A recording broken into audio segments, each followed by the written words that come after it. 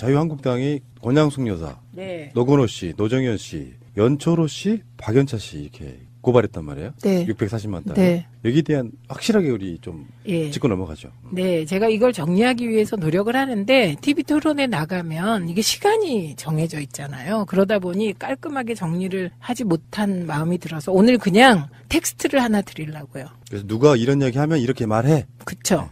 그래서 지금 적폐청산을 얘기할 때 노무현, 김대중 적폐도 청산하자 이렇게 얘기할 경우 답변입니다. 지금 우리가 말하는 적폐청산은 해방 이후 지금까지 쌓여온 일반적인 문제점을 말하는 게 아니다. 지금 적폐청산은 이명박 박근혜 9년 동안 벌어진 국가적 범죄 행위를 정리하자는 거다. 여기서 핵심 키워드는 국가적 범죄 행위가 이명박 박근혜 정부 9년 동안 너무 많이 벌어졌고 그것이 집약적으로 표출된 게 최순실 국정농단이다. 그래서 그런 국가적 범죄 행위를 정리하는 게 지금 시대가 요구하는 적폐청산이다. 이렇게 정리하시면 되고요. 예.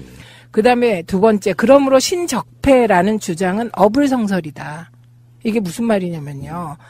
자유한국당에서 안보, 외교, 원전 등 이거에 대한 정책적 판단을 지금 적폐라고 얘기하잖아요. 신적폐. 예, 우리 방송으로 지금 이야기가 나가서 분석을 하나씩 해드렸는데 네. 13가지 뭐 적폐 내문에 얘기 네. 규정을 했는데 뒤집으면 문재인 대통령이 업적이에요.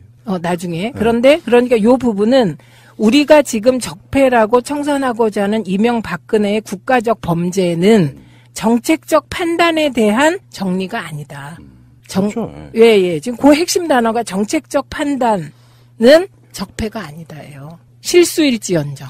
예. 그래서 이건 어불성설이고 세 번째는 그들의 논리적인 오류가 있습니다. 뭐냐면 적폐를 오랫동안 쌓여온 적폐이기 때문에 이명박 박근혜를 넘어 김대중 노무현도 하자 요거거든요. 그러면서 신적폐를 얘기한 건 어불성설이죠.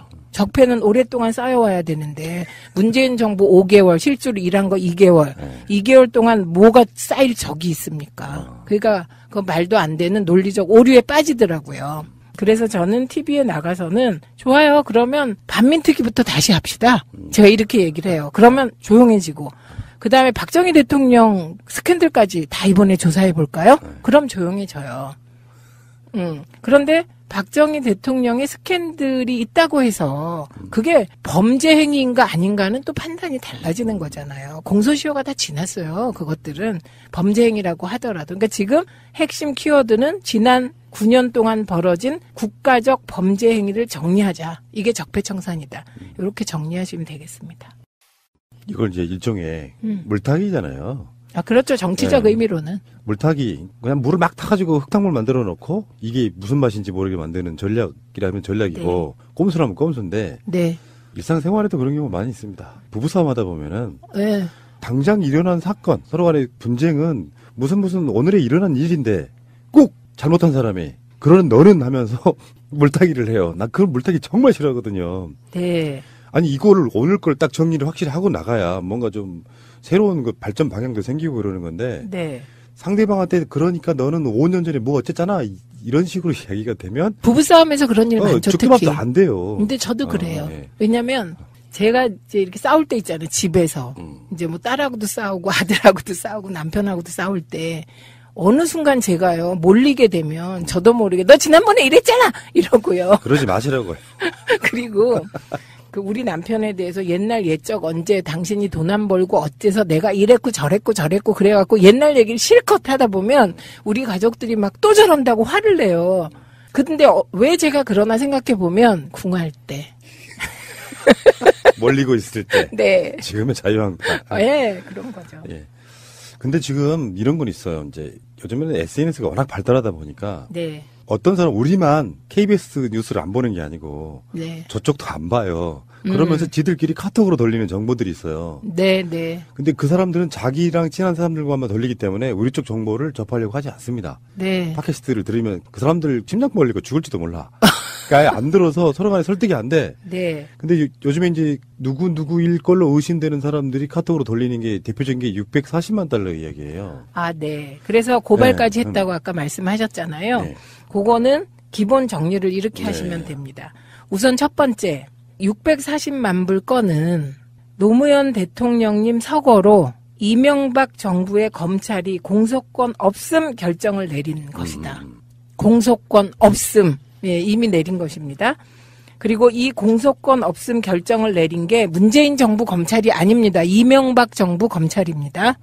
예, 그리고 두 번째는 그럼에도 불구하고 재조사를 할 수 있는 요건이 있습니다. 그게 가장 중요한 게 새로운 증거가 나오거나 결정적인 새로운 진술이 나와야 돼요.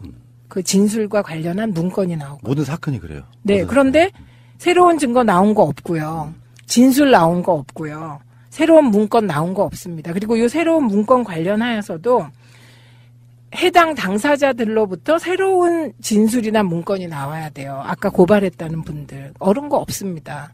지금 어거지 쓰고 있는 거고요.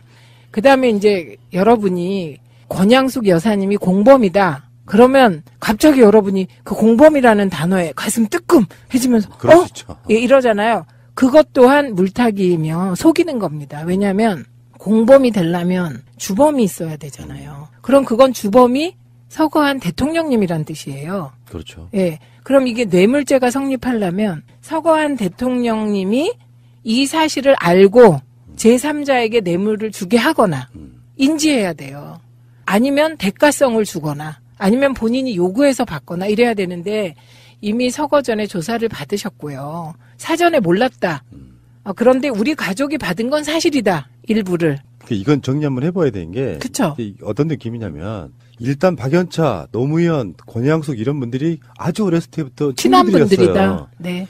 근데 이런 경우는 있거든요. 예를 들어서 남편은 정치를 막 하시고 계시는데 실제로 권양숙 여사 입장에서는 사실 친구 관계라고 할 수 있는 박연차 씨한테 노정현 씨 관련해가지고 저는 제가 알고 있게 돈을 빌린 걸로 알고 있거든요. 그런 걸 이제 다 말아가지고 뇌물을 받았다 이렇게 되는 거고. 그게 뇌물이 아니라니까요. 그러니까 그렇게 네, 네. 그쪽에서 지금 그렇게 공격을 하는 거고. 네. 그리고 문재인 대통령이 대선 토론 때 이제 홍준표랑 이렇게 붙으면서 했던 이야기 중에 그런 게 있잖아요. 당사자가 그러니까 권력자, 공무원인 자가 뇌물을 그러니까 그 돈을 받았다는 사실을 모르는 상태로 무슨 뇌물죄가 성립이 되냐. 네, 네. 근데 우리가 최대한 양보해가지고 돈을 빌렸든 뭐 어쨌든 간에 권양숙 여사가 박연차 씨로부터 받은 돈, 빌린 돈이든 어쨌든 간에 그런 것들이 법적으로는 전혀 뇌물죄가 성립이 안 되는 요건들이잖아요. 네, 권양숙 여사는 공직자가 아닙니다. 그리고 대가성도 없었고요. 예, 그 뇌물죄가 성립되려면 공직자여야 되고 대가성이 있어야 되고 그래서 제3자 뇌물죄가 또 있잖아요. 본인이 안 받아도 제3자가 받으면 이제 공직자가 뭐 대가를 주거나 알거나 이러면 뇌물죄가 되는데 일단 모르셨습니다. 예, 몰랐다는 게 중요하고 더 중요한 게 있어요. 이제 노무현 대통령님이 몰랐나 알았나를 조사할 수가 없다는 거예요. 그런데 조사할 수 없기 때문에 사자 명예훼손이라고 가족이 주장하는 부분이 이 부분인데 조사할 수 없기 때문에 계속해서 정말 돌아가신 분을 불러내는 것이거든요. 그게 이건 저는 정말 반인륜적 행태라고 봅니다. 그런데요, 더 웃긴 건 권양숙 여사님을 공범이라고 하는 건 누군가가 접신해서요. 이승과 저승을 오가면서 확인하지 않고는 불가능한 얘기죠.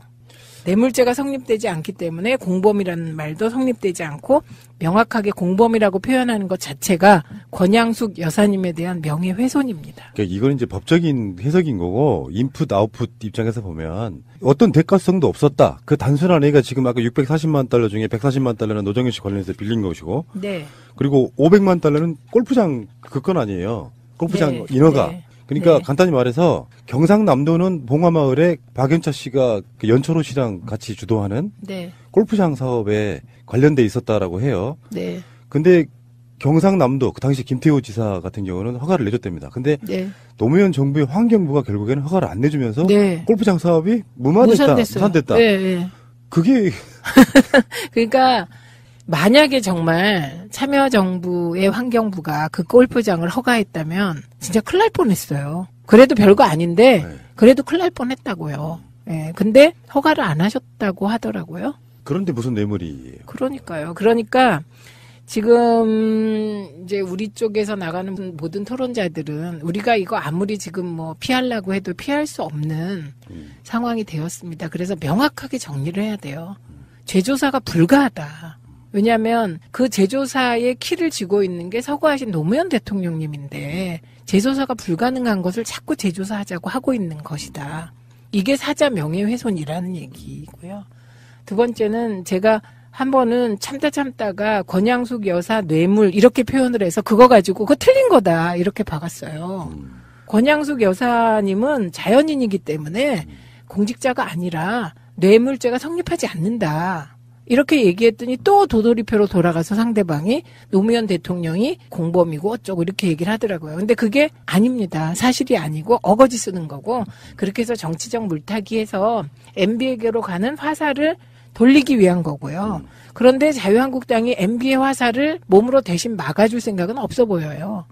그냥 돌리기 위한 것이고요. 그리고 지지층 결집용으로 지금 계속 하고 있는 것이기 때문에 이제 언제 어느 자리에서도 이거 가지고 더 이상 뭐 이렇게 가슴 아파서 가만히 있지 마시고 지금 말씀드린 논리로 따박따박 반박해 주시기 바랍니다. 당당하게. 네. 저는 이렇게 생각해요. 문재인 대통령이나 노무현 대통령을 이렇게 인간 유형의 어떤 나름대로 분석을 해보면 네. 그런 제 표현이 좀 그렇습니다. 네. 못하실 분들이에요. 누구한테 정말로 모르게 뇌물 받아가지고 그렇죠. 그런 거 못하실 분들이고 네. 자기 양심에 뭐 그렇다고 해서 그분들이 신선은 아니었을 거예요. 그런데 최소한 그 정도의 기본을 갖고 있는 사람들이고 아까 말씀드렸잖아요. 가장 절친이라는 박연차의 그 연초로와의 골프장 관련한 그 사업을 노무현 정부가 정말로 특혜를 주려고 했다면 당연히 그 허가 내줬겠죠. 대통령께서 검찰에 조사받으러 가시기 전날 참여정부의 장차관 하던 분들이 이제 연통을 돌려서 내려갔어요.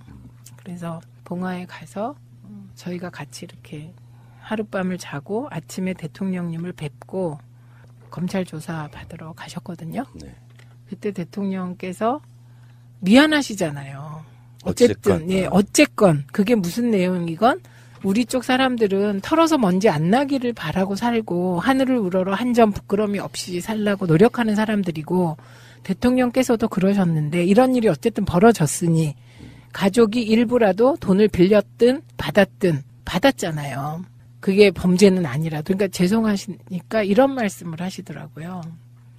정말 정치를 하는데, 정치 자금이라는 거 돈 때문에 너무 힘들었다. 그런데 어느 날 박연차라는 사람이 나타났다. 그리고 아무 대가 없이 노무현이라는 이 정치인을 높게 평가하고 그래서 필요한 자금을 대주고 그러면서 아무 문제 없이 친구처럼 지냈다. 그때 당신에게 박연차는 이 표현을 쓰셨어요. 구세주 같은 느낌이었다. 이렇게. 그 당시엔 노 대통령만 그렇게 정치하신 게 아니잖아요. 그쵸. 대부분 다 그런 후원자들이 있었잖아요. 그렇죠. 그게 이제 17대 국회부터 엄격해진 거고요. 16대 국회 때까지는 선배들 말씀 들어보면 정말 나빴어요.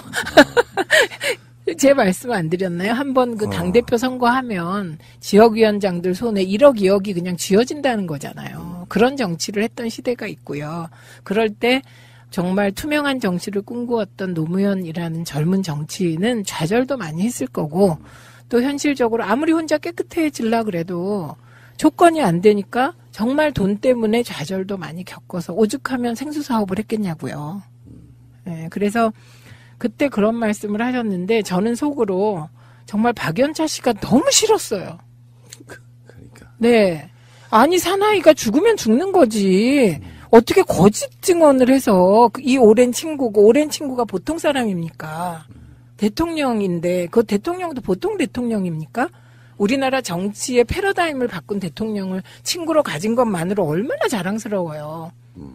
그래서 저는 그 후에 강금원 회장님을 되게 속으로만 좋아했어요. 한 번도 표현 못했어요. 멀리서만 좋아했어요. 그분은 많은 분들에게 후원도 하시고 도와주셨지만 형을 살더라도 자기가 이런저런 걸로 대통령님을 배반하지 않았어요. 그래서 저는 뭐 그분에게 1푼도 도움받은 적 없고 우리가 야권통합 국민의 명령할 때 조금 도움을 주시겠다는 뜻을 이렇게 돌아 전해왔어요. 근데 문성근 선배도 저도 거절했죠. 최근에 이제 이명박 얘기 많이 나오잖아요. 네. 한때는 이명박 선거에 붙은 적도 있어요. 노 대통령이. 국회의원 선거 때. 종로에서 아마. 종로에서. 그때 당시에 이명박의 그 금권 선거. 이건 뭐 세상이 다 아는 이야기. 이거 비리로 네. 비리로 잘려서 그 자리에 노 대통령이 가신 그러니까 거죠. 정계 은퇴 사안 정도. 네, 네. 반대로 뭐 좀 비슷한 얘기가 될지 모르겠는데 이쪽 사람들 돈이 되게 없었잖아요. 네. 근데 그런 게 있어. 난 그런 사람들이 왜 어떤 사람들인지 모르겠는데 생활 이야기를 한번 해볼게요. 네. 이게 땅 파서 이게 방송을 만들 수가 없어요. 네. 기본 제작비, 출연료 뭐 등등등 해서. 네. 근데 제 방침은 또 광고하는 사람들은 뭐 봉이냐. 그래서 정말 다른 방송에 비하면 막 4분의 1, 5분의 1 광고료 받아서 제작비 만들어서 방송하고 있는 거거든요. 그냥 광고료 2분의 1좀 받으면 안 돼요? 그러면 그분들이 광고 낼 기회가 다 사라져 버려요. 한 달에 내야 되는 광고비가. 그러면 그분들이 이제 좀 광고로 잘 되면 조금 스스로 올리고 이러면 안 돼요? 그러니까 저는 원년 광고비를 그대로 받고 있습니다. 그때 그분들은. 네. 근데 문제는 무슨 얘기를 하려고 그러냐면 네. 기본적인 정치 자금도 필요하고요. 네. 돈도 필요해요. 네. 솔직히 말씀드려가지고 누군가가 너희들 방송 아무 조건 없이 얼마 제작비 지원해줄게, 후원해줄게 하면 정말 고마울 것 같거든요. 대신 나 그 사람한테 특히 안 주면 돼. 정치인도 아니지만. 그래서 난 노무현 대통령이 인간적으로 너무 이해가 되는 측면인데다가 예를 들어서 이게 좀 약간 언밸런스한 거예요. 아까 이명박 얘기를 왜 꺼냈냐면 네. 그런 사람들은 그렇게 돈으로 온갖 협잡질에 나쁜 짓 다 해도 네. 거기에 대해서 말 잘 안 해. 네. 근데 노무현 대통령이 무슨 신이었냐고요. 근데 정치적 후원자들, 그러니까 제가 봤을 땐 그래요. 박연차 씨를 나쁘게만 보면 웬만한 사람들 다 좀 거물 정치인들은 후원자가 있는데 나도 노무현이란 정치인 후원 한번 해보고 싶어서 자기 격도 올라간 게 있는 거거든요. 그럼요. 네. 근데 그런 측면들을 가정했을 때 대가성이 없었더라도 박연차 씨는 나름대로 후광 효과를 누렸다고 봐요. 당연하죠. 네. 그리고 박영차 씨는 노무현 대통령님은 박연차 씨를 친구처럼 대했을 것 같아요. 그런데 박연차라는 분에게 있어서 노무현 대통령님은 정말 특이한 한 분이었을지 모른다 이런 생각이 들어요. 왜냐하면 그분은 뭐 박관용 전 의장이나 여러 명하고 관계를 맺고 여러 명에게 돈을 주고 뭐 이렇게 관리를 해온 마치 치부책을 든 상인 같은 옛날 영화 속에 그런 분이더라고요. 그래서 제가 또 하나 살짝 말씀을 드리자면 이제 정치를 하다 보면 국회의원과 알고 지내는 것 자체를 되게 자랑스럽게 생각하고 그런 분들이 계세요. 그런 분들 중에는 좀 사업적으로도 성공하고 출세한 분들이 계세요. 그래서 꼭 뭐를 바라기보다 좋은 정치인을 후원하는 것을 기쁨으로 아는 분들이 계세요. 예, 그래서 그렇게 해서 정말 건전한 후원 문화가 형성되면 좋고 지금은 이제 정치자금법이 잘 정비가 돼서 후원회를 이제 할 수 있으니까 그런 이제 어떤 공식적인 법적으로 보장된 통로를 통해서 후원할 수 있는 길이 있기 때문에 되게 좋아진 거죠. 근데 이제 제가 후원회를 안 했던 건 이런 것 때문에요. 지금 당한 거. 이해찬 총리처럼? 네, 제가 만약에 그때 후원회 했으면 저는 임기 중에 잘렸을 거예요, 아마. 아마도. 네. 왜냐하면 후원금이라는 게 내가 모르게 문제되는 돈이 들어올 수도 있거든요. 그게 코에 걸면 코걸이 이런 방식으로. 네, 그래서 엮어버리니까. 네, 후원금에 대해서 이런 말이 있습니다. 정치인은 담벼락을 이렇게 걸어가다가 왼쪽으로 떨어지면 감옥이고 오른쪽으로 떨어지면 사회다 이런 말이 있거든요. 그래서 그런 얘기를 하도 들어서 나는 언론과 싸우는 거니까. 예, 제가 채널A 이제 주주 구성의 불법성 파헤칠 때 채널A 기자하고 옆에 있던 다른 방송사 기자가 있었는데 막 달려온 거예요, 저한테. 조심하시라고. 그때 무슨 얘기를 해줬냐면 채널A 기자가 이렇게 전화를 하는데 근데요, 최민희가 후원회가 없어요. 그러더래요. 옆에 앉았던 기자가. 그러니까 저쪽에서 뭐라고 막 패닉처럼 나오면서 둘이 그런 거 하면서 지금 후원회 털라고 하다가 후원회가 없어서 그쪽이 패닉 같아요. 이렇게 온 적이 있고. 그리고 그때 이제 채널A가 들려왔던 소문에 따르면 후원회가 없다는 얘기를 듣고 그 뒤부터 이제 저한테 적극적으로 사람도 보내고 이러면서 얘기하려고 그랬거든요. 근데 이게 2라운드예요. 1라운드가 또 있었어요. 제가 방송위원회 들어갔을 때 그때 같이 방송위원으로 들어갔던 교수님 한 분이 어느 날 저에게 채널A가 최 부위원장, 채널A가 아니라 그땐 신문이죠. 한 신문이 최 부위원장 특별조사팀을 꾸렸대요. 그래서 최 부위원장을 털라고 하나 봐요. 왜냐하면 당시 노무현 정부의 방송위원회는 부위원장이 실무를 총괄하는 체제예요. 위원장님은 크게 결정하시고. 그래서 1기 부위원장이 이효성 지금 방통위원장이고 제가 2기 부위원장이거든요. 그래서 제가 저 털으면 좋아요. 털어서 있는 그대로 다 보여주면 좋아요. 그랬더니 보도가 하나 난 거예요. 제가 땅을 뭐 이렇게 감춰뒀다는 의혹이 있다. 근데 그건 다른 데서. 그래서 제가 어디에 내 땅이 있는지. 있으면 좋겠네. 딱 제가 있으면 좋겠다고 그렇게 얘기를 했어요. 그런데 그때 그렇게 털다가 엉뚱하게 저에게 그 말해준 교수님이 절대농지로 그만두셨습니다. 되게 좋은 분이셨는데. 참.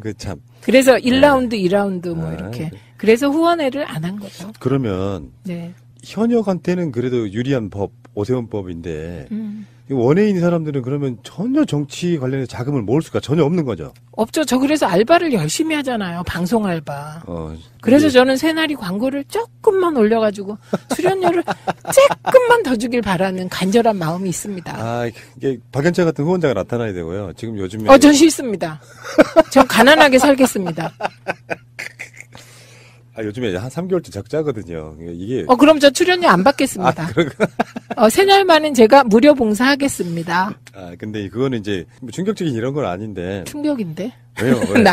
저는요, 방송 알바를 뛰다 보면 몸이 고달프잖아요. 그럴 때 어떤 생각을 하냐면, 옛날에 제가 그 대학교 때 감옥 갔다 와서 공장 다닐 때 하루에 12시간 일하고, 그때 쥐꼬리만한 월급을 받으면 그걸로 아침, 점심, 저녁 먹으면 하나도 안 남는데, 내가 그런 시절도 있었는데, 지금 방송 알바 뛰는 거, 이걸 힘들다고 하면 안 되지. 불끈! 이렇게 가거든요. 제가. 종편 셔틀. 네, 근데. 요즘 프로그램 몇 개나 나가세요? 3개요. 어디? 아니다. 3개 넘어요. 일단 JTBC. 네, JTBC에 금요일 날 2시 반에 고정이에요. 그 다음에, 연합뉴스 수요일 오전에 고정이에요. 엄청 싸요, 근데 이것들 다. 네, 그 다음에 이 프로그램들이. 그 다음에 이제 TV조선은 제가 이제 개편하면서 안 나가겠다 그랬어요. 왜냐하면 이제 저는 대선 전략으로 나가서 중도표를 얻기 위해서 제가 열심히 해서 이제 대선이 끝나니까 좀 힘도 들고 또 어떤 분이 저한테 야 계속 TV조선 나갈 거냐 그래서 나가기도 좀 그래서 안 나간다고 했더니 그 PD가 정말 의리가 없다. 그래갖고 2주에 한 번씩 월요일에 나가고요. 예. 그 다음에 정봉주의 정치쇼 라디오. 그거 화요일 오전 10시 반이 고정입니다. 그 다음에 TBS의 정봉주의 품격시대. 그거 고정이고요. 예, 그리고 새날. 그 다음에. 정말 바쁘시겠구나. 네, 정봉주의 정치쇼는 가끔 금요일 날 여의도 FC인가 뭐 그런 거 있어요. 거기에 이제 한 달에 한 번, 2번 나갈 때가 있어요. 근데 이게 엄청 바빠요. 힘들어요. 그리고 몸이. 그렇겠죠. 네, 그래서. 사실 또 비슷한 말 여기저기서 또 해야 되는 부분도 있고요. 근데 저는 비슷하게 안 해요. 안 하려고 하시겠죠. 네, 애를 써요. 왜냐면 그게 이런 게 있어요. 시간이 가고 자료를 더 많이 보면 좀 더 정리되는 게 있어요. 네, 그래서 가능하면 일단 기본 정리는 하더라도 이후에는 조금 더 이제 수많은 정보를 드리기 위해서 애를 쓰죠. 마지막 질문. 네. 정편도 나가시고 네. 라디오도 나가시고 그런데 네. 제가 제일 편하시죠? 전 새날이 제일 좋아서 무료로 온다니까요. 앞으로 무료로 하시겠다고? 아니, 그 적자일 땐 무료로. 흑자일 때는 돈 받고. 제가 허락하지 않습니다. 그건 또 좋은 소리예요. 저에겐 좋은 말씀. 그러니까 토론하는 걸 이렇게 TV나 이런 걸로 듣잖아요. 네. 근데 이제 진행자들이나 어떤 그 패널들의 성향이나 특성들이 다 다르니까 방송마다. 근데 막히는 게 보여. 이번에 JTBC 그 토론회 김효재처럼. 그러니까 하고 싶은 말을 다 못해. 그리고 우리 그렇죠. 방송만큼은 하고 싶은 말 다 해. 이게 컨셉이니까. 최고죠. 최고고 아주 좋습니다. 알겠습니다.